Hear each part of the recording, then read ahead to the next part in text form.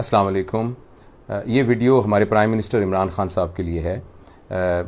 मुझे नहीं पता कि वो इसको डायरेक्टली देख पाएंगे कि नहीं, लेकिन मुझे यकीन है कि उनके करीबी दोस्तों में से कोई ना कोई ज़रूर होगा जिस तक ये वीडियो पहुंच जाएगी, क्योंकि सोशल मीडिया की बहुत रीच और पावर है। तो मेरी उनसे गुजारिश होगी कि मेहरबानी करके ये 2-3 मिनट की वीडियो उनको ज़रूर दिखा दें।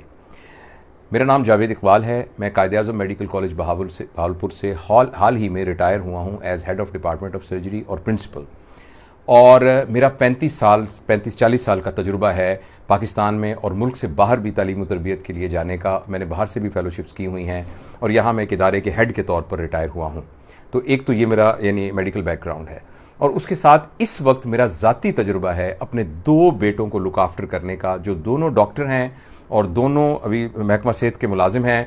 और वो वहीं से कोरोना के साथ कोरोना को लेके आए और वो दोनों को घर के अंदर मैं इलाज कर रहा हूँ। उनमें से एक के सिम्टम काफ़ी सीरियस भी हो गए थे, जिसमें कुछ रिकवरी आ रही है, और दूसरा बेटा उसको भी यानी वो कोरोना हुआ है। तो यानी वो जो एक जज्बाती अटैचमेंट अपने पर्सनल मरीज़ की होती है, वो भी इस बात के अंदर शामिल है। तो एक तरफ ये एक इमोशनल इसके अंदर टच है, और दूसरी तरफ जो मेरा साइंटिफिक और लॉजिकल बैकग्राउंड है, उस सारे की बेस के ऊपर मैं मोहतरम प्राइम मिनिस्टर साहब से गुजारिश करना चाहता हूँ कि इस वक्त हमारा पब्लिक सेक्टर का हेल्थ सिस्टम कंप्लीटली ओवरवेल्म्ड और चोक हो चुका है।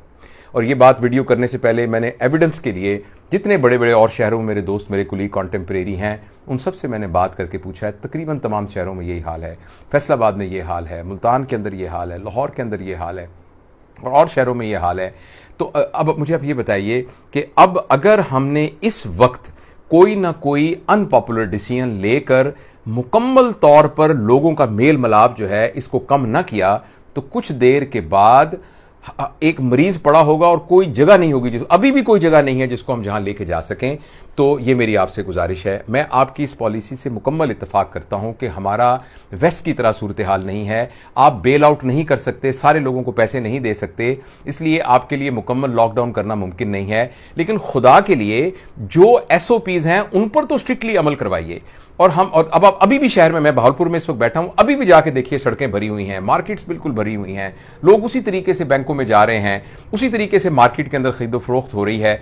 तो अगर हम ये समझते हैं कि सिर्फ मोटिवेशन के साथ हम कहेंगे और एक छोटे छोटे इश्तिहार टिकर्स चलने शुरू हो जाएंगे और टिकटॉक वालों को हम कहेंगे कि अपनी आप उसके ऊपर लोगों को कहना शुरू कर दें, लोग एकदम कहेंगे चूंकि एक इश्तिहार आ गया था इसकी वजह से अब मुझे बाहर नहीं जाना, तो ये मोटिवेशन से काम बहुत बढ़ चुका है। हमें इस वक्त स्ट्रिक्ट इंप्लीमेंटेशन ऑफ लॉ करना पड़ेगा। मेरी बेटी डबलिन में रहती है, वो मुझे बताती है कि 2 किलोमीटर के सर्कल से अगर हम बाहर चले जाएं और डिटेक्ट कर लें तो 2000 यूरो वो जुर्माना करते हैं और उस पर स्ट्रिक्ट इंप्लीमेंट करते हैं। मेरी आपसे गुजारिश है कि ठीक है, आप मुकम्मल लॉकडाउन किसी वजह से नहीं, वैसे तो मुकम्मल लॉकडाउन भी करना बहुत जरूरी है।